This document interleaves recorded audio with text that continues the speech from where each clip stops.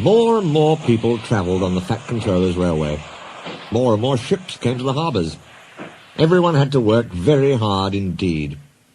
The trucks complained bitterly, but then trucks always do, when no one takes much notice. The coaches complained too. No sooner had they arrived with one train than they had to go out again with fresh passengers as another. "We don't know whether we're coming or going," they protested. "We feel quite distracted." "No one can say," grumbled Henry, "that we're afraid of hard work, but we draw the line at goods trains," finished Gordon. "Dirty trucks, dirty sidings, ugh," put in James. "What are you boiler-aching about?" asked Duck. "I remember on the Great Western, that tin pot railway." "Tin pot indeed! Let me tell you—" "Silence!" ordered a well-known voice. "Let me tell you that an engine for goods work will arrive from Scotland tomorrow." The news was received with acclamation.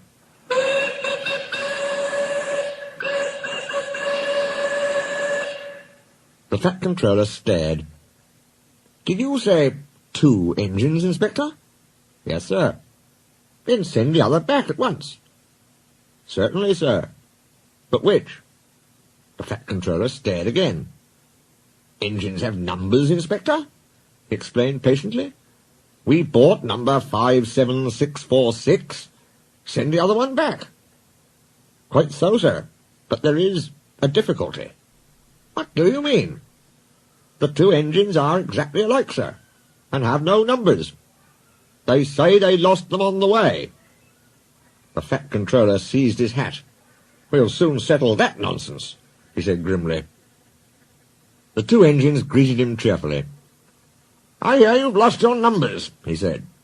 "How did that happen?" "Me mourner slyly slipped off, sir. You ken how it is." The engines spoke in chorus. "I know. Accidentally, on purpose." The twins looked pained. "Sir, you wouldn't be thinking we lost them on purpose."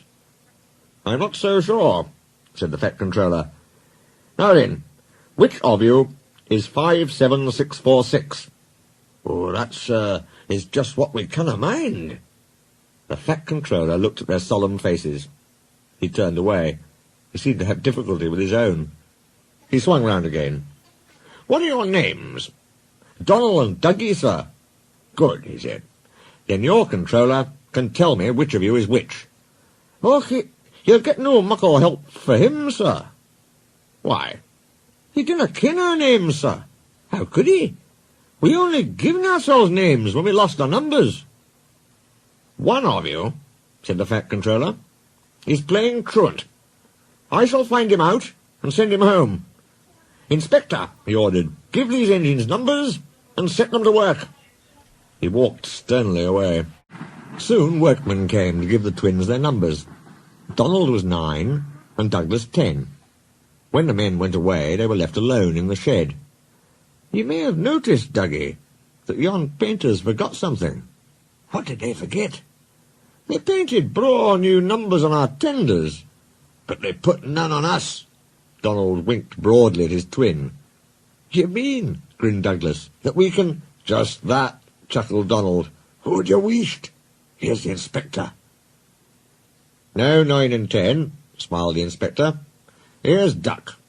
He'll show you round before you start work." The twins enjoyed themselves, and were soon friends with Duck. They didn't mind what they did. They tackled goods trains and coaches easily. For once the twins had shunted them, trucks knew better than to try any tricks. "We like it fine here," said Donald. "That's good," smiled Duck. "But take my tip. Watch out for Gordon, Henry and James. They're sure to try some nonsense." "Dinna fash yourself," chuckled Douglas. "We'll soon settle them." Donald and Douglas had deep-toned whistles. "They sound like buses," said Gordon. "Or ships," sniggered Henry. "Tugboat Annie," laughed Gordon. "Ha, ha, ha." Donald and Douglas cruised quietly up, one on each side. "You wouldn't be making fun of us, would you now?" asked Donald. Gordon and Henry jumped. They glanced nervously from side to side. "No," said Gordon. "No, certainly not," said Henry. "That's fine," said Douglas. "Now just mind the both of ye, and keep it that way." That was the way Gordon and Henry kept it. Every day, punctually at 3:30, Gordon steams in with the express. It is called the Wild Nor'Wester, and is full of people from England, Wales and Scotland. There is also a special coach for passengers travelling to places on Thomas's branch line. When the other coaches are taken away empty, engines have to remember to shunt the special coach to the bay platform. It doesn't wait there long. Thomas, with Annie and Clarabelle, comes hurrying from the junction to fetch it. Thomas is very proud of his special coach.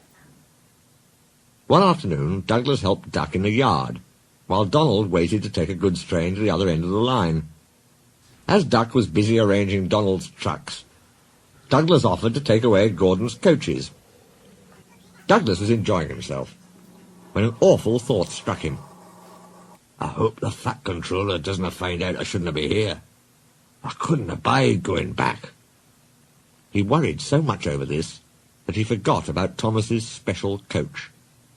He pushed it with the others into the carriage siding, then ambled along to join Donald at the water column. As he went, Thomas scampered by, whistling cheerfully.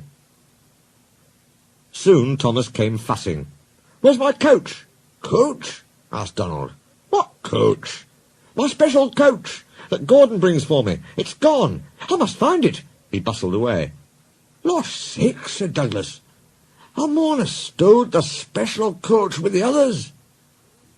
"You see that?" exclaimed Donald's driver. A mob of angry passengers erupted from the siding. "They're complaining to the fat controller. He'll be coming here next." "Now listen," said Douglas's driver. "We'll change tenders. Then I'll wire with ye, Donald, and take yon goods. Dinna fash about us. Quick now, do as I say." The fat controller and 3 passengers walked towards them. But Donald, with Douglas's tender, number 10, was out and away with the goods before they came near. Douglas and his driver waited with innocent expressions. "Ah," said the fat controller, "number 9. And why have you not taken the goods?" "My tender is awa, sir." The driver showed him the tender, still uncoupled. "I see. Some defect, no doubt. Tell me, why did number 10 leave so quickly?" "Maybe, sir," put in Douglas, "he saw you coming and thought he was late." Said the fat controller. He turned to the passengers. "Here, gentlemen, are the facts. Number 10 has been shunting the yard. Your coach disappeared. We investigate. Number 10, disappears too. You can draw your conclusions. Please accept my apologies. The matter will be investigated. Good afternoon, gentlemen." The fat controller watched them till they climbed the station ramp. His shoulders twitched. He wiped his eyes. Douglas wondered if he was crying. He wasn't. He swung round suddenly. "Douglas," he rapped, "why are you masquerading with Donald's tender?"